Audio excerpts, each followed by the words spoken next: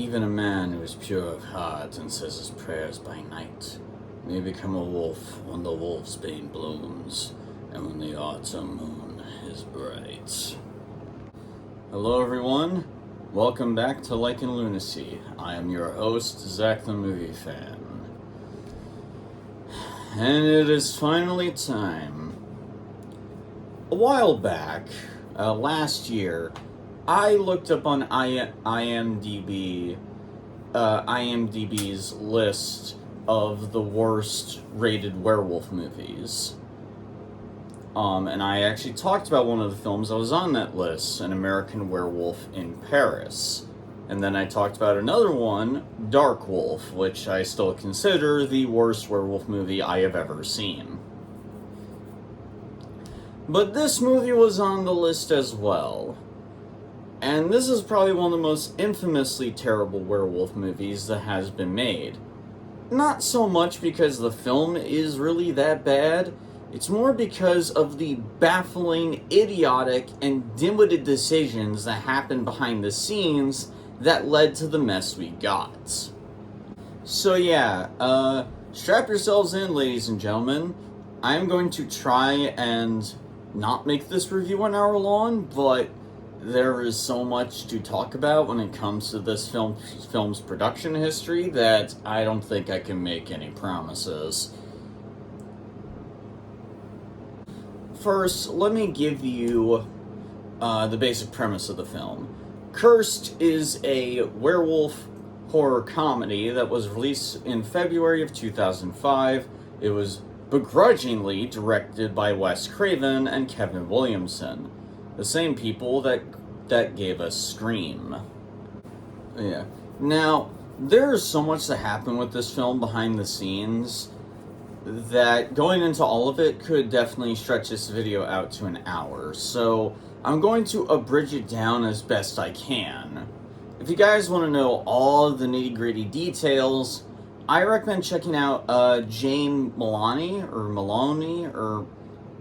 whatever. I recommend watching her video on the film. I will link it down in the description below. But yeah, it's impossible to talk about this movie without mentioning its very troubling developments. So here we go. Cursed started as a script written by Kevin Williamson himself back in the early 2000s.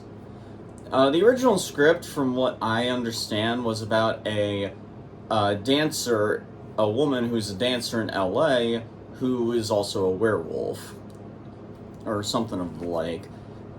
The script had garnered the attention of Bob Weinstein, brother of the piece of shit human scumbag we all know as Harvey Weinstein.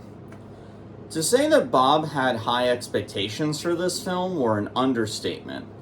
Bob's expectations for this film were so great that he said, and I'm quoting him here, Cursed would reinvent the werewolf genre.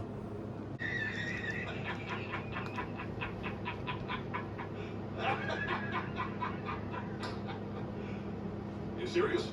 Yeah, by reinvent, if you meant completely demolish werewolf movies so no one can take them seriously again, then yeah, I'd say you succeeded, Bob. But I'm getting ahead of myself. But yeah, Bob liked the idea. The biggest reason why Bob liked the script was because of the concept of a werewolf in LA.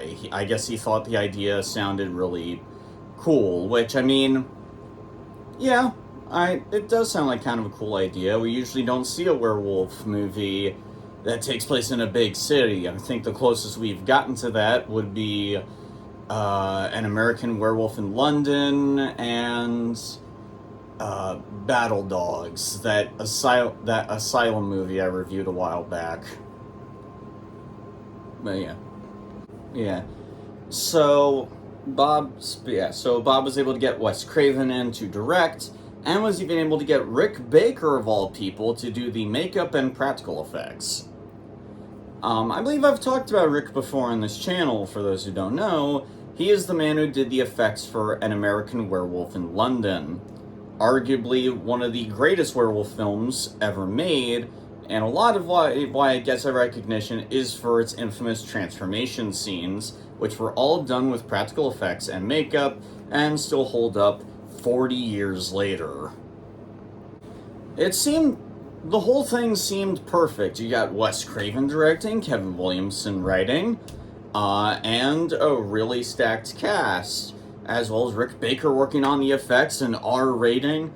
How could this go wrong? Well, I'll tell you. So, like, around the time they had finished filming the original version of the film, the studio apparently really did not like the footage that they saw. They also really didn't like the ending at all. So it kickstarted a litany of reshoots and rewrites that lasted 2.5 fucking years. No, I am not kidding. In fact, don't quote me on this, but I believe the original release date for the film was supposed to be in like 2003. And this pretty much kickstarted a domino effect that just effectively destroyed everything good the movie had going for it.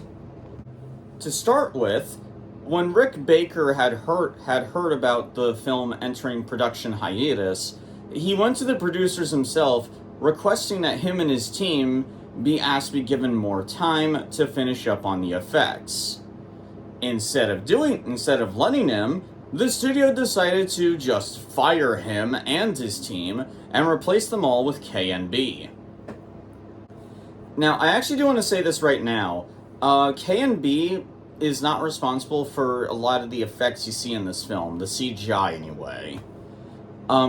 K&B actually is full of talented people. In fact, they've even worked with Greg Nicotero to work on the Walking Dead show and Piranha, and I think even Piranha 3D. K&B also did the effects for the Chronicles of Narnia. I'm mentioning this because while K&B is not as talented as Rick Baker, they are not responsible for the shitty effects we actually got. More on that later. But it got worse from there. You see, like I said, this movie had a stacked cast. In fact, this movie had such a stacked cast that I am not even going to address half of the actors that had to drop out due to scheduling conflicts and the film being stuck in development hell. Especially because a lot of the names I personally don't recognize. Except for 3 that I do. Skeet Ulrich, Heather Langenkamp, and Corey Feldman were originally going to be in this film. All 3 of them had to drop out due to scheduling conflicts. I want to repeat that. This movie had Billy Loomis, Nancy Thompson, and fucking Donatello in a werewolf movie together. And the fact that we didn't get that is reason enough to hate this fucking movie. Skeet Ulrich in particular was like a really big problem because Skeet was actually playing one of the main characters of the film. So yeah, that creates a big fucking problem. Hell, according to some people behind the scenes, there were just some days where Bob told Wes that he was okay with the script, finally, but then the very next day he said he changed his mind and demanded more rewrites. Which, seriously, who the fuck does that? For Christ's sakes, do you like it or not, Bob? Make up your mind. The film had actually gotten so reshot and rewritten so many goddamn times that some of the actors who worked on the film, like Jesse Eisenberg and Judy Greer, say that I don't know if it was like the studio or whatever, but like they heard that they had like 4 movies worth of footage. Christ. If all this shit wasn't bad enough, it was the final days of the film's development that really just hurt the film even more. Because you see, all the effects that K&B had worked on, well, the studio decided to just chuck all of it out the window. Yeah, they decided to replace a lot of the practical effects and makeup that that K&B had worked on. They decided to replace a lot of it with CGI. A decision, by the way, that royally pissed off K&B fears. And honestly, I don't blame them. I could be wrong, but considering this film's development, I think it's fair to say that they may have worked on the effects of this film for 2.5 goddamn fucking years. Dude, if I was working on those effects for 2.5 years, and the producer just said, "By the way, all your great effects, we're going to replace them with CGI," I would want to burn the fucking studio to the ground. I would be so fucking pissed. Seriously, my hearts go out to everyone at K&B who was utterly disrespected. This is bullshit. Yeah.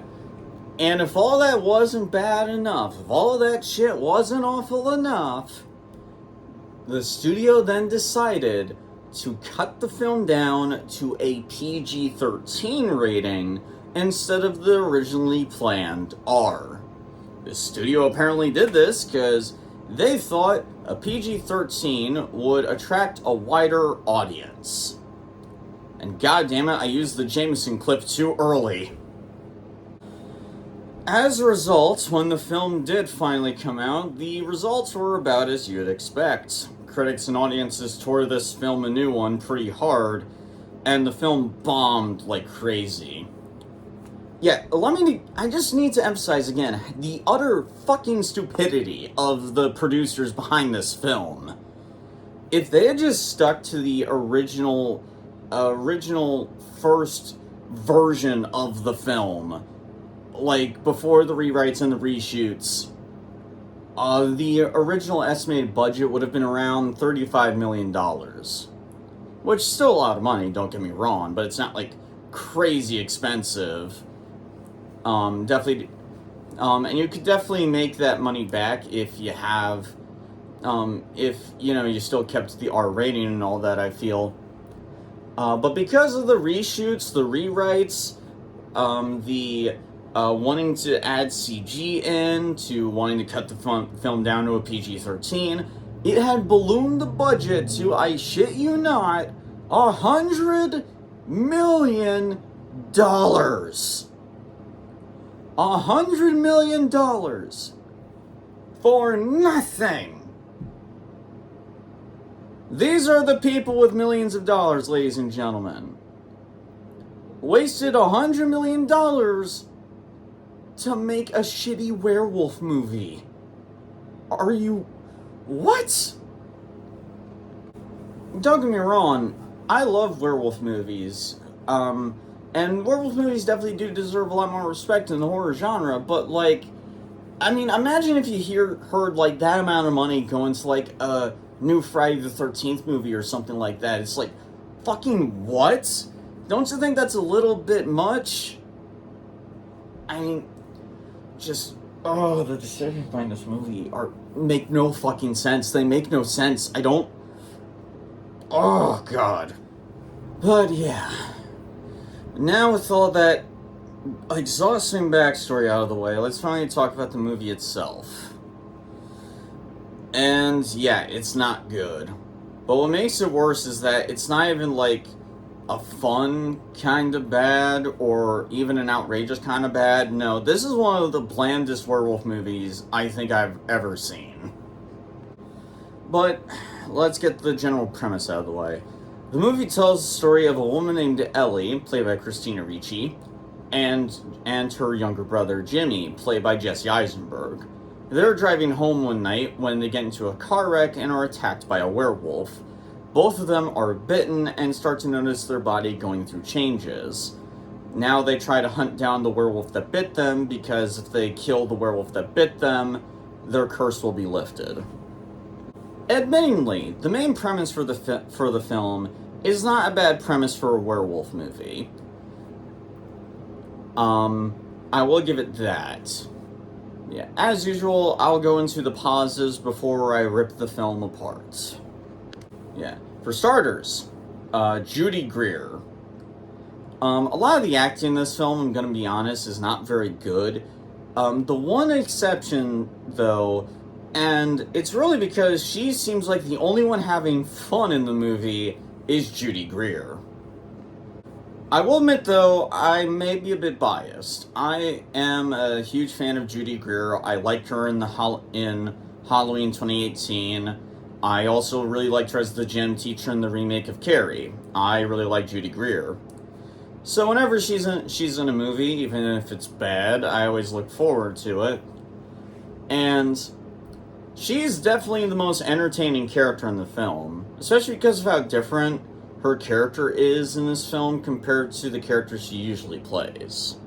Judy Greer plays a woman named Joni, a bitchy coworker who seems to have it out for Ellie, and just tries to demean her and make fun of her every chance she gets. And we actually find out later that she's a werewolf. Which, okay, this is already a really funny concept for a character right off the bat. Like, the idea of a bitchy coworker who hates you for no fucking reason being a werewolf is a really funny idea. I mean, we've all dealt with those coworkers or just people we don't get along with at work, so the very idea of them becoming a werewolf and wanting to kill you is hilariously terrifying, at least on paper. And I gotta give Judy Greer credit. She's clearly having fun in the role. She is loving playing this just mega bitch of a character. Just really going out of her way to seem crazy or just like a super bitch for no reason. She is easily having the most fun in the movie. And honestly, she really is the best part of it, to be honest. Also, while a lot of the humor in the film isn't very funny, there is one scene in particular that does crack me up, and it's the scene of the werewolf flipping Ellie off. Which, not gonna lie, that's pretty funny. I agree with Filmmaster Adam. Seeing a werewolf flip the bird off at Wednesday Addams from the Addams Family is pretty hilarious. I'll give you that movie. Also, while you don't see a lot of the practical effects in the film, the few times you do see it, the werewolf costume that can be made actually looks pretty damn good. I wish we saw a lot more of it, but still. Also, there is one idea that this movie does that I kind of like. Both Ellie and Jimmy's bodies will change at random and even happens in public places. There's a scene of Ellie in the bathroom as she's feeling her body change. Honestly, I feel that's a really solid idea. The idea of a werewolf transformation happening while you're in a public space is a really scary as hell idea, and it can create a lot of good suspense and tension if done well. The movie doesn't do that, but still, there's an idea there. But yeah, that's really all I got for positives. Everything else in this movie sucks. Where do I begin? Well, let's start off with the biggest problem right off the bat. This movie is really bland. This movie has a lot of rules that you've seen from other werewolf movies. And normally that's fine, except, like, they don't do anything to really make it different or stand out. And all it does is just remind you of much better werewolf movies you could be watching. This is a werewolf horror comedy. Okay, why would I watch this when I can go watch An American Werewolf in London instead? I'm not even, like, the biggest fan of that film. The comedy in that movie doesn't do that much for me, but at least I can identify what moments are meant to be funny in that film. Whereas, every time I try to think of comedic moments in this film, I can barely remember anything other than the scene I mentioned. There's a mystery subplot of the main characters trying to find out who the main werewolf is. which reminded me a lot of silver bullets. People who are werewolves have a pentagram on their hand, or have the mark of the beast, which is straight up stolen from the original Wolfman. Jimmy tries using his lycanthropy to be cool in school, which again just reminds me of Teen Wolf or Ginger Snaps. Much better werewolf movies I could be watching. I could go on and on.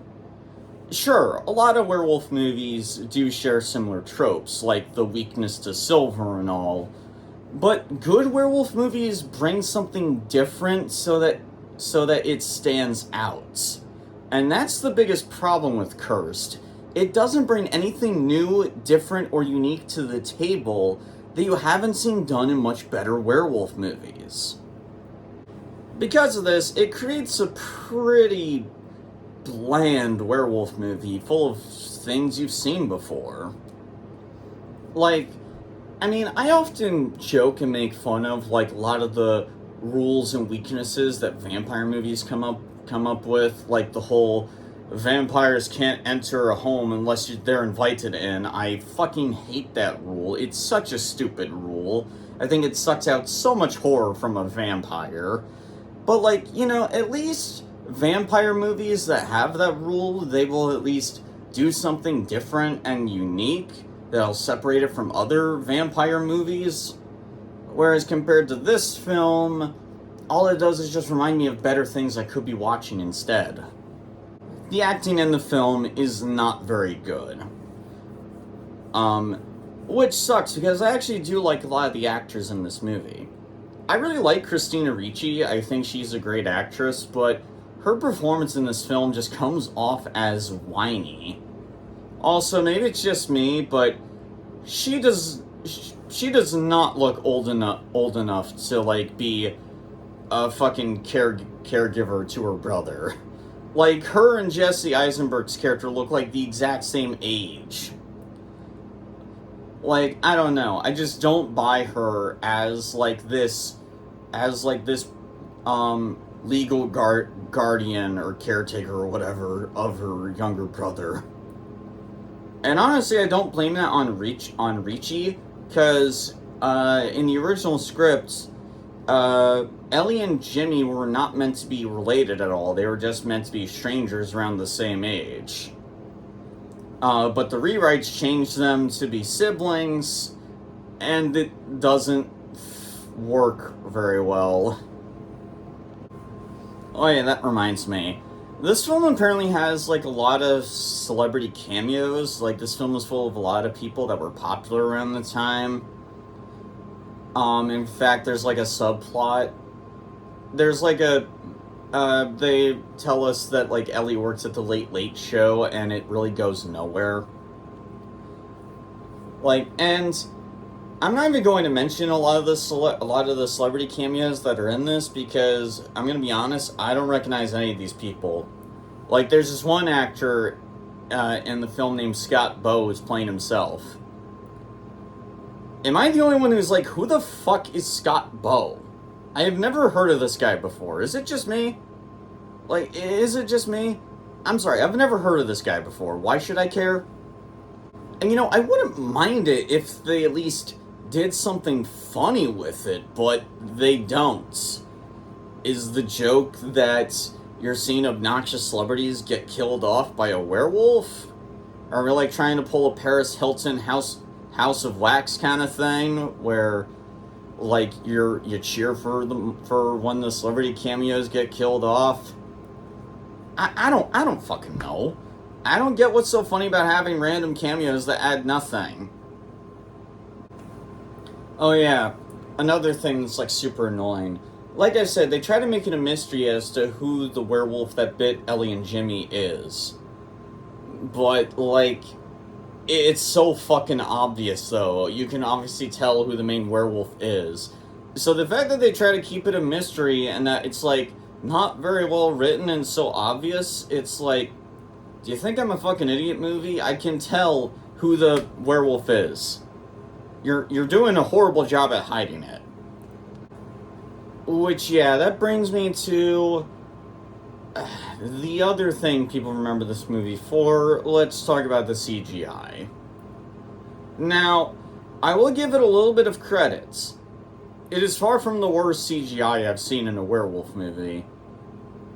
In fact, I hate to say it, but this is probably the best CGI I've seen in a werewolf movie I've reviewed on this channel so far, anyway. Like, I mean, compared to An American Werewolf in Paris, Dark Wolf, or Battle Dogs, yeah, the CGI does look better, but it doesn't look good. A lot of the werewolves in this film look way too CGI heavy. Like, there's no effort to, like, mix practical with the CG, so whenever the werewolf shows up and attacks someone, you can tell it's just a CGI monster, so a lot of the suspense and tension is gutted because of it. You see, this is why I say, if we're going to use CGI in a horror film, mix CGI with the practical so the effects will look more convincing. It's not fucking hard, people. Well, I mean, okay, it is hard to do, but I mean, like, it's a basic strategy in order to, like, hide the cheapness of your effects, is all I'm saying. Which, oh yeah, that brings me to the transformation scene of this film, and yeah, the movie also fucks it up pretty badly. Again, the entire transformation is done with CGI, so... And that's a problem, like, if you're going... Like, transformation scenes work best when the effects look as practical as possible. Films like An American Werewolf in London, The Howling, Ginger Snaps, those movies understood that. Like, but because the entire transformation is CGI, it looks more cartoonish than frightening. I mean, if this was like a character model or whatever that was in, like, an episode of Star Wars The Clone Wars or a CGI kids show, then yeah, it would look pretty disturbing, but it's not. It's in a live action setting, and it just looks way too fake looking to be taken seriously. Also, I hate the way it's shot.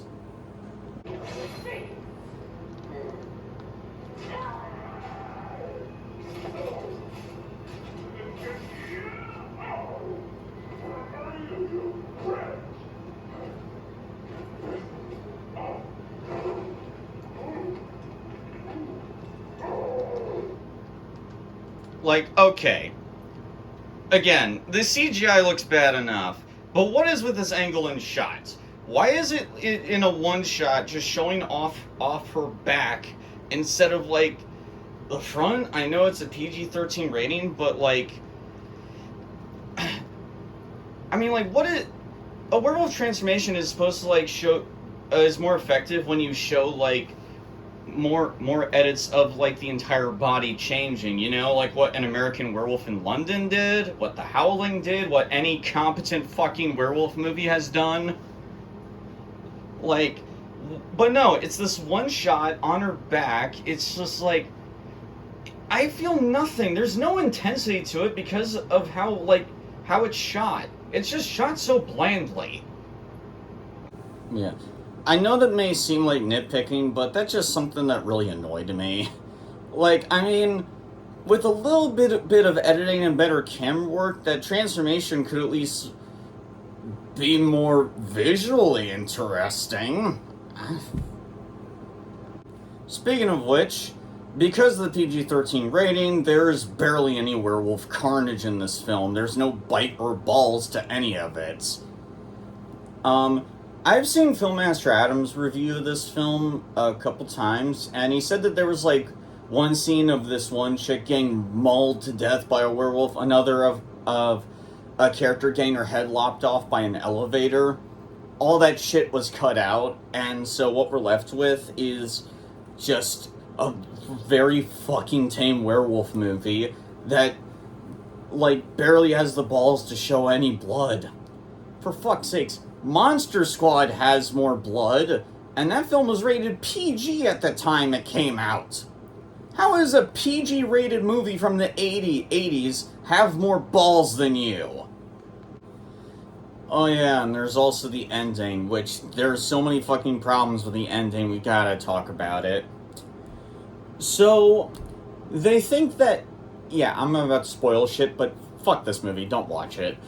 So, they believe that Joni is the werewolf that bit them, so when she dies, they think their curse is lifted. However, when Ellie and Jimmy return home, they find that their curse isn't gone. And it's here that we get the extremely shocking twist.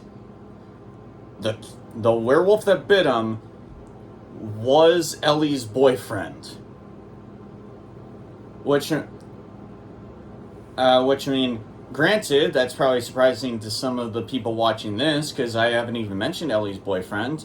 Well, that's because he barely does fuck all in the film whatsoever. But yeah, and suddenly, like, he comes in at the end and says bullshit like we can be together now as monsters or blah blah blah, that sort of shit. And it doesn't even make any sense. Throughout the entire movie, this guy's been trying to keep Ellie and Jimmy safe. Even put himself in harm's way and butted heads with Joni in order to keep them safe. Granted, he did a really shitty job at it, but still. But now suddenly, towards the end of the film, he's like, I'm the villain now. Like, the fuck out of nowhere. By the way, fun fact, the original ending for this movie was actually going to be Ellie's boyfriend showing up, revealing he was the werewolf that bit them, and sacrificing himself in order to free Ellie and Jimmy of their curse. I'm not saying the ending would have saved the movie, it still would be a bland piece of shit, but at least the ending would have made sense, instead of whatever the fuck this is. Like, honestly, like, again, you could totally tell that, like, this is a film that has been, like, gutted and rewritten and everything over the years, because there's just some characters and shit in this film that go nowhere. Like, there's this fortune teller lady, who like, tries to warn Ellie about her lycanthropy. She's in, like, 2 scenes and we never see her again. She never comes back into the climax or whatever. I guess it was supposed to be a callback to the gypsy lady from the original Wolfman. But again, stop reminding me of better werewolf movies I could be watching now. Oh, and then there's this bully character. I think his name is Bo. He picks on Jimmy a lot in the film. And also makes a lot of gay jokes too. Real classy. Only to reveal, though, only for Bo to, like, show up at Jimmy's house, and Bo says that he's actually gay, and he's interested in Jimmy, and that's why he bullies him. Okay. Will this serve a point to the film? No, it doesn't. Bo helps out a little bit, but gets knocked out by a werewolf and is out of commission the entire rest of the film until the very end. What is the point of that? I guess it was an attempt to make this character have a bit more depth. And honestly, I'm not even against that idea. I've seen, like, there are so many high school story stuff that have, like, basic as bitch bullies ever, so I'm all for a show or a movie that wants to actually add some actual depth to a bully character. You know, like what Owl House did with Amity Blight, or what Gravity Falls did to Pacifica Northwest. Like, those shows actually added depth to those bully characters. And even turned them into kinda allies to the main characters. But this movie doesn't do anything like that. It just brings it up, and it's just kinda there. What's the fucking point? But yeah, overall, guys, yeah, Cursed sucks. Is it the worst werewolf movie I've ever seen?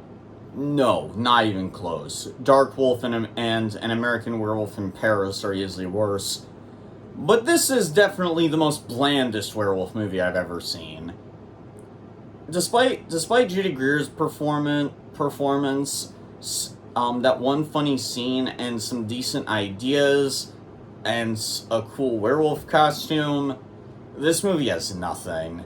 It's just full of shit you've seen in much better werewolf movies. You want to see a werewolf movie about a werewolf kid in high school? Watch Teen Wolf or Ginger Snaps. You want to watch a werewolf movie that has a mystery behind who the werewolf is? Go watch Silver Bullets. You want to watch a werewolf horror comedy? Go watch An American Werewolf in London. You want to see a more old school werewolf movie? Go watch the original Wolfman. Like, don't bother with this. This movie's not worth your time or money or anything. Cursed gets a D-. It's not worth your time. And the fact that like $100 million went to this piece of shit is so baffling. Like, you think with that kind of budget you would at least feel any ounce of passion, but no. It just proves that big budgets don't replace heart and soul. So, Cursed, have you guys seen it? What do you think of it? Let me know down in the comments below. If you like what you see here, hit that like button and the subscribe button and the notification bell so you never miss a video. That's all I got for today, guys. See you later.